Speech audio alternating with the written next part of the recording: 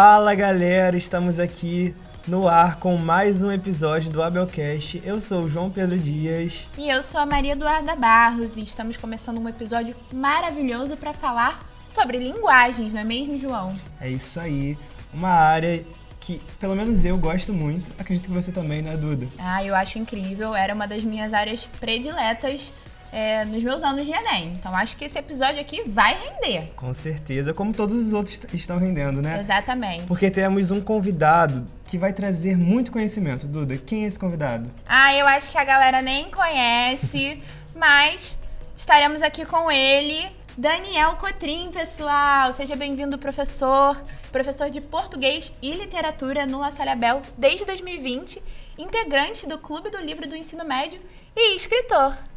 E aí, gente, tudo bem? Tudo certo com vocês? Muito bom estar aqui, participar desse episódio com vocês, para essa conversa maravilhosa, para falar dessa área que é a nossa área fantástica, né?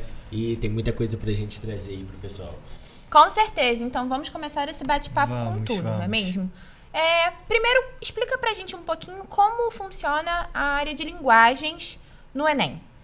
Bom, na verdade, a gente tem na prova do Enem 40 questões, né, excetuando-se as 5 de idiomas, 40 questões de linguagens como um todo. E essa área de linguagens, ela engloba português, literatura, compreensão de texto, arte e a educação física. Então, a gente tem uma área que é muito rica, né, muito ampla e muito rica em relação a diversos assuntos, assuntos que sejam mais atuais, a assuntos que compreendem de fato o funcionamento da língua, a diversidade da língua e alguma coisa para o aluno, né?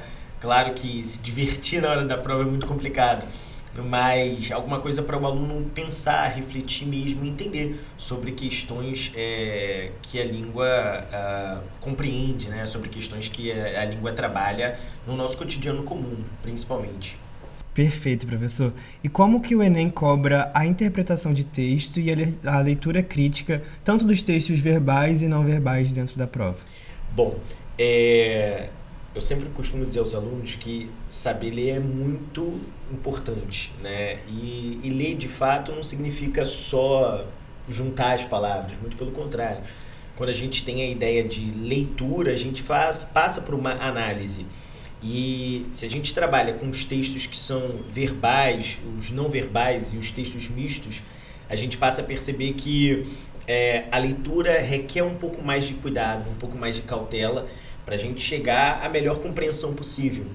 E no caso do Enem, se a gente vai pensar basicamente sobre a interpretação, é importante ficar atento a algumas construções linguísticas. Então, a interpretação não é tão livre quanto se pensava ou como se dizia em algum momento, né? A interpretação é do jeito que cada um quiser. Não funciona muito bem assim.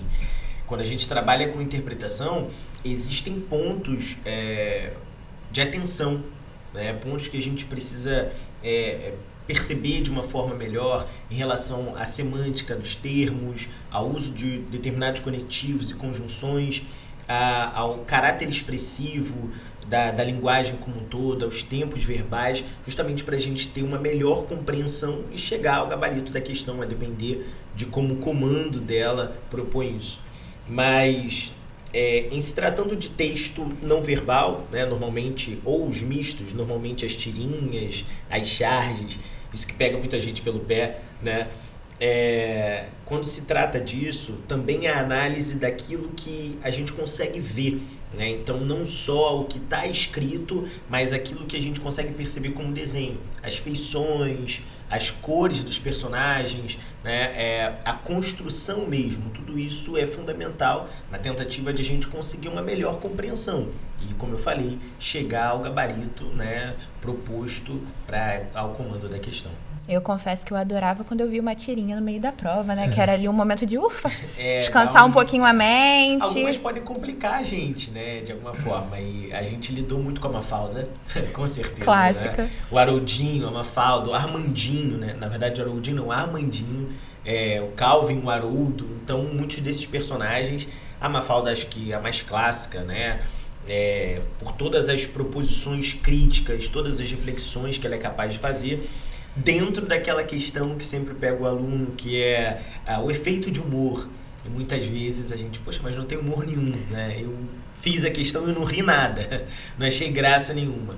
Mas isso tudo é parte da interpretação, é parte da compreensão textual. Então, é alguma coisa pra gente, de fato, ter muita atenção. Perfeito. E ainda falando sobre essas questões um pouco mais tranquilas, né? Dependendo do ponto de vista, como que o aluno pode se preparar para interpretar esses textos mais longos, aqueles ali às vezes com algumas pegadinhas, muito complexos, como eles podem se preparar? Como eu disse a vocês, acho que existe muito a questão do saber ler, o precisar saber ler, né? E isso significa, da mesma forma que na área de exatas, né, as ciências duras, a matemática, a física, a química, a gente precisa trabalhar praticando as questões, né? Não só focar a teoria, mas ter mesmo a prática, né, de errar, de consertar, de perceber o detalhe que leva a gente ao gabarito ou ao erro. Quando se trata de linguagens, quanto mais leitura a gente tem, quanto mais relação com diferentes vocábulos, com diferentes contextos de produção, autores e obras, a nossa compreensão tende a ser melhor, né? Tende a ser mais ampla. Existe um problema muito grave hoje, né? A quantidade de leitura dos alunos, em geral, é estatisticamente abaixo do que se espera para as relações de educação. Mas isso não quer dizer que um aluno que não lê todos os dias, né, não lê livro de literatura, ele não possa fazer uma prova. Pelo contrário, eu até digo para eles que a gente lê o tempo todo. Tá? Então, se a gente não tem mais um trabalho direto com os livros literários, com os textos literários, a gente o tempo todo recebe informações de WhatsApp, Instagram, redes sociais em geral. Então, o tempo todo, nessa era digital, nessa revolução tecnológica, a gente lê, né? A gente tem contato muito grande com as informações.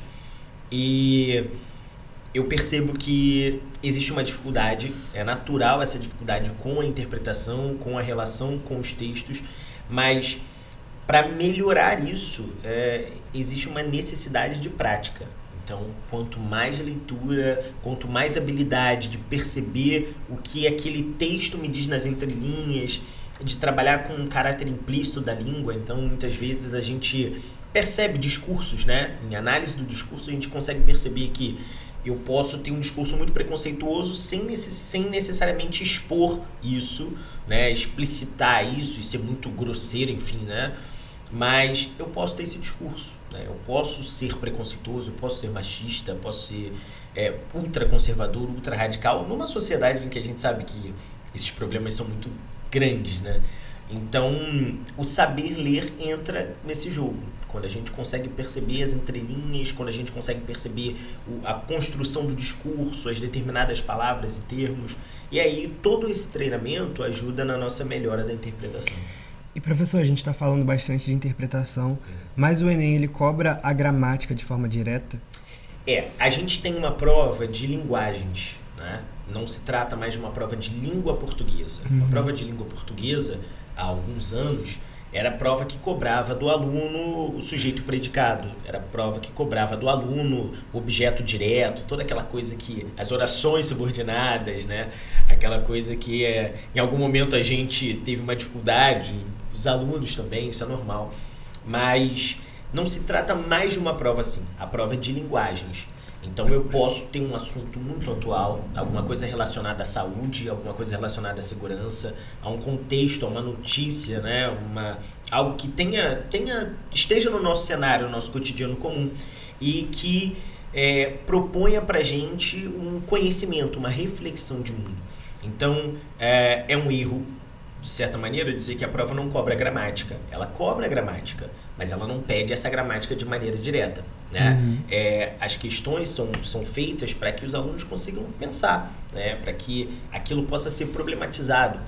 Então, a prova é muito interessante por isso, né? Ela não é diretamente ao ponto de pergunta e resposta. É uma prova que envolve o aluno, envolve diversos conceitos, né? As habilidades, as competências em relação a linguagens. Então, a gramática aparece, de fato, tanto em questões relativamente mais diretas, quanto em questões que são voltadas à interpretação. E aí, como eu disse, é muito comum que, poxa, essa questão é de interpretação, mas olha, eu consigo chegar ao gabarito pela conjunção que foi usada, pelo que foi proposto de uma forma ou de outra, pela maneira que essa voz verbal se foi construída, entende? Então, a gramática tende a aparecer na prova do Enem dessa forma. E pela sua resposta, eu vejo que é importante até essa questão do aluno estar atenado nas atualidades. Não só, geralmente, eu vejo que os alunos buscam muito isso para repertório na redação, mas não só para redação, mas como para todas as outras provas, porque o Enem é uma prova atual que utiliza desses temas atuais nas suas questões, né? Então, o estudante ele não pode ficar alheio ao mundo, às suas questões, às questões sociais, como o senhor também abordou. Então, acho que é muito importante o aluno estar atento a tudo isso. E até mesmo a parte gramatical em relação à redação, porque temos uma competência que cobra isso, então o estudante também precisa dominar isso para desenvolver uma boa redação, né? Exatamente. É justamente essa ideia de que estar atento, né, estar antenado, perceber as atualidades é alguma coisa da qual a gente não pode abrir mão, né? Não tem como, sobretudo na era tecnológica que se vive hoje, a gente recebe informação o tempo todo. E o ponto é transformar essa informação em conhecimento, né? A gente não pode ser simplesmente inundado por uma enxurrada de informações que vem de todos os lados, né? Verdadeiras, falsas, problemáticas ou não, mas a gente precisa construir uma cadeia de conhecimento, né? Pegar essas informações e, de fato, extrair o que se pode de melhor delas. Então, perceber justamente a construção dessas informações. Isso é importante, é um trabalho que a gente naturalmente faz com a interpretação. Por vezes também eu trabalho em sala com os alunos algumas questões que não são exatamente da área de linguagens, muito pelo contrário, são questões da química, da geografia, né, que se relaciona, a parte de humanas tem até uma relação mais próxima, mas questões da química, da matemática, que a gente consegue olhar por um prisma da interpretação, né, e esse é um problema muito grave. Na escola sempre me diziam que o problema não exatamente o meu, era dois, mas não exatamente o meu, mas que era um problema o aluno não saber ler a questão de matemática, né? Então a própria matemática, a gente não sai fazendo conta para lá e para cá, né? Sai jogando número, muito pelo contrário, é a leitura, o entendimento acerca daquela questão problema, né? Então, de fato, é isso. Estar antenado, estar ligado às atualidades é fundamental para que os alunos demonstrem esse conhecimento que a gente chama de enciclopédico, esse conhecimento de mundo, né? Saber o que pode acontecer e entender que o texto, na verdade, a prova não vai trabalhar só com texto literário, muito pelo contrário, a prova vai trazer também relações que são muito atuais para a gente. Perfeito, professor. E literatura? Literatura ainda tem espaço aí nessa prova, nem costuma cobrar ainda escolas literárias? Tem. Literatura é uma paixão, literatura é um caminho de vida, né? A literatura, de fato, ela é cobrada no Enem, tanto em relação à compreensão de texto, então a gente tem lá os textos literários, um poema, um conto, uma crônica, e normalmente a prova pede alguma questão relacionada à variação linguística, por exemplo, é possível, há uma função de linguagem também, super possível, mas também a gente tem as questões voltadas à literatura, né? Então, o trabalho conceitual, característico com um determinado movimento literário, com estilo de época, com romantismo, com modernismo, isso aparece com frequência na prova, né? Diversos desses movimentos, os quais a gente estuda nas aulas de literatura, os quais a gente trabalha nas aulas de literatura. Então, é alguma coisa muito importante. A literatura não fica abandonada, muito pelo contrário. Hoje, o trabalho é muito forte com a literatura contemporânea e com a literatura africana, inclusive, né, que está no Enem, mas também está em outros vestibulares. E isso é importante, né? A gente perceber que a literatura não é só o que é antigo, só o que é difícil de ser lido ou chato, né, no nível geral. Mas a literatura é o funk, é o rap, é o hip hop, é o poema clássico, é a música do Caetano, né? É alguma letra da Tropicália, é alguma coisa que está relacionada ao que a gente constrói como um entendimento acerca do mundo, né? O que permite a gente refletir sobre diversas situações políticas, sociais, econômicas, né? Situações de contextos artísticos, históricos, culturais. Então a literatura tem um espaço dela ainda no Enem, com toda certeza, e muitas vezes as questões de literatura têm um quê maior de dificuldade, por conta da construção, né? Por conta do conceito. Mas nada que a gente também não consiga resolver, né? E professor, estamos aí muito perto da prova, faltam aí poucas semanas para o Enem, para o primeiro dia, que é o dia que acontece a prova de linguagens, e qual é a melhor estratégia para o estudante nessa reta final? Ler mais, resolver mais questões, revisar o que já foi estudado, qual é a melhor estratégia? Bom, a grande verdade é que cada um tem uma estratégia, né, e cada um se sente mais seguro de uma determinada maneira. É muito complicado, de alguma forma, a gente determinar o que o estudante precisa fazer, né? Tem a questão de segurança, o aspecto psicológico, enfim. Mas é importante revisar os conteúdos, é importante refazer questões ou continuar fazendo questões de provas, seja propriamente a prova do Enem ou outras que se assemelham à prova de alguma forma, porque o conteúdo nem sempre muda, nem sempre ele é completamente ou totalmente diferente. E a questão aparece com uma roupa nova, mas, né, o conceito, o conteúdo é o mesmo. Então, da mesma forma que é importante ter a leitura, né, perceber a teoria, entender o que ficou para trás, um detalhe que passou de alguma forma, é fundamental refazer questões também, né, principalmente as questões em que houve muita dificuldade, né, de compreensão sobre o comando. Quanto mais questões são feitas, a gente tem uma relação mais próxima, né? Então você quebra o fator surpresa, de certa maneira, porque você já conhece, basicamente, já entende o que pode aparecer na prova. Mas eu acho que a mescla entre a leitura, a revisão da teoria e a prática não pode deixar de acontecer, ela é fundamental. Esse é um caminho aí para a gente conseguir um resultado melhor, né? Para o aluno obter um resultado melhor. E a prática, né, ajuda o aluno a evitar alguns erros bobos, né, vamos dizer assim. Exatamente. E ainda falando sobre erros, tem algum clássico que os alunos cometem? Confundiu uma figura de linguagem, leu na pressa e deixou passar um detalhe. Tem essas questões, né, as questões de figuras de linguagem. A linguagem, por não se tratar de uma ciência exata, né, uma ciência dura, ela permite algumas interpretações diversas. Mas os comandos das questões, eles sempre encaminham a gente de alguma forma ao gabarito, né? A alternativa que é mais adequada.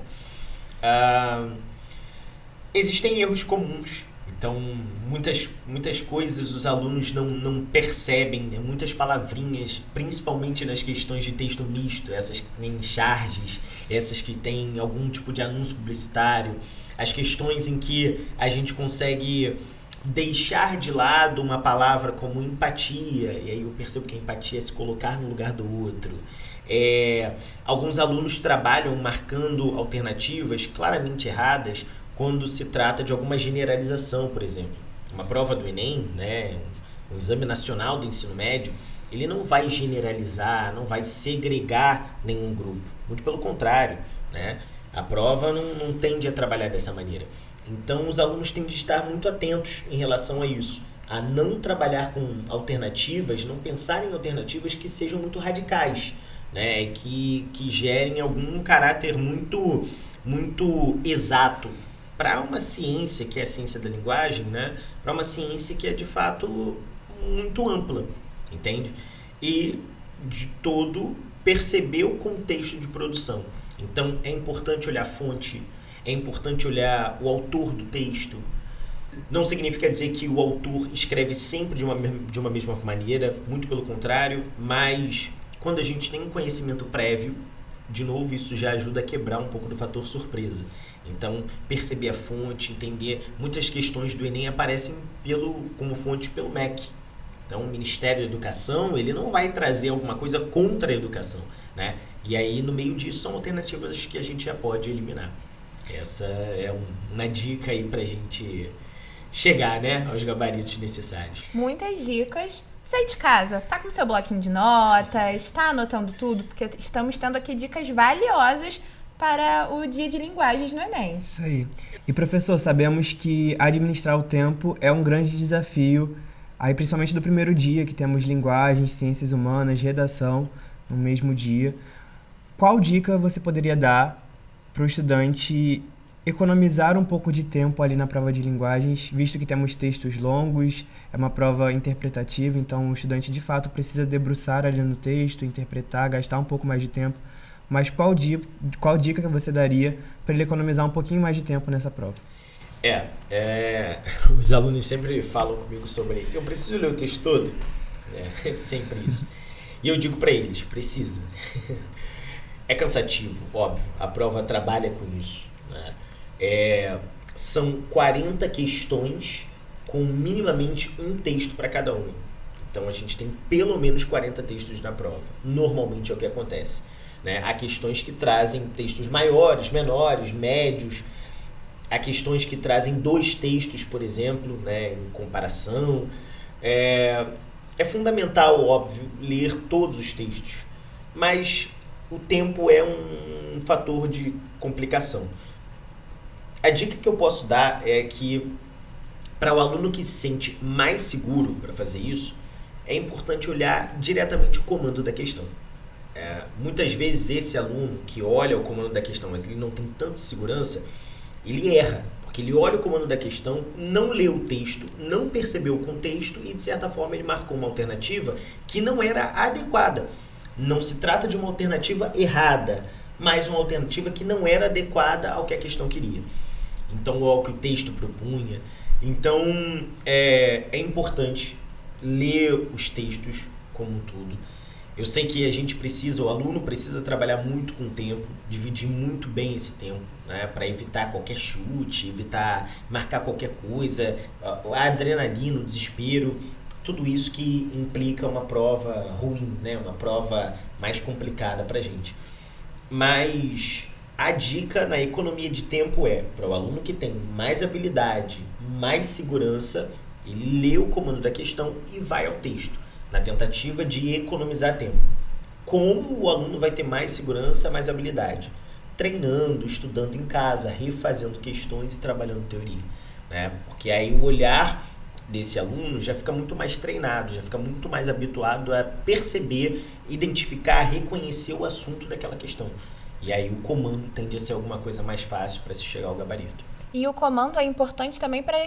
quando ele lê o comando com atenção, é bacana para evitar aquelas armadilhas quando ele acha que todas as questões estão certas, né? Exatamente. Lê ali o texto, a A tá certa, a B tá certa, a D tá certa, não é assim, né? Eu digo também em sala, trabalhando com eles, que existem sempre maneiras diferentes de a gente fazer uma mesma questão, né? Existe um modo, para algumas questões a gente tem um modo que é muito mais trivial, né? Muito mais banal, fazer o trabalho com as eliminações, ler tudo, se atentar exatamente, estritamente aos detalhes. E tem uma maneira que muitas vezes é mais prática, mas isso não tem jeito. A gente só faz isso com uma habilidade, uma segurança vinda, né, de fato desse treinamento, né, desse estudo que o aluno tem ao longo do ano inteiro, né, dentro da sua disciplina, dentro da sua organização. Então, é isso, ler o comando, o momento em que o aluno consegue ler o comando e já pensar o gabarito é alguma coisa muito mais prática para ele, né? Muito mais fácil, né? E melhor de fato, se ele tem certeza daquele gabarito e se ele sabe que está economizando tempo, provavelmente ele está à frente do candidato, né? Do concorrente, de outro candidato, né? Perfeito. Olha, eu acho que esse episódio está sendo sensacional. Se você acha, eu tenho certeza. Perfeito. Que bom, então, que estamos alinhados. Sim. E acredito que a galera aí de casa também está curtindo, você que está ouvindo no celular, no notebook. Fica aqui com a gente que a gente já tá terminando esse episódio, mas antes a gente precisa ouvir. Tem alguma dica imprescindível pra galera que quer se dar bem em linguagens?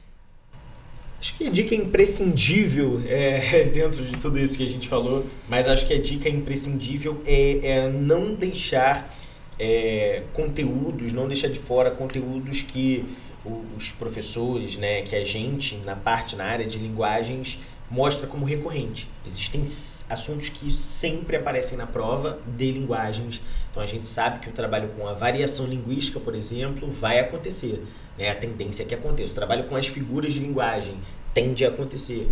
Então a dica é focar nesses conteúdos que os professores de linguagem trazem como os mais frequentes, mais recorrentes. Esses quase certos de aparecerem na prova, e aí o aluno não pode perder isso, né? Não tem jeito. Daniel, nós queremos agradecer muito a sua presença. Foi realmente um episódio que daria pra gente continuar aqui, mas o nosso tempo é curto, porque de fato são dicas muito importantes, é um tema muito importante que os alunos de fato devem se dedicar tempo, dedicar estudo. Eu tenho certeza que os alunos laçaristas já estão fazendo isso ao longo dos anos de ensino médio.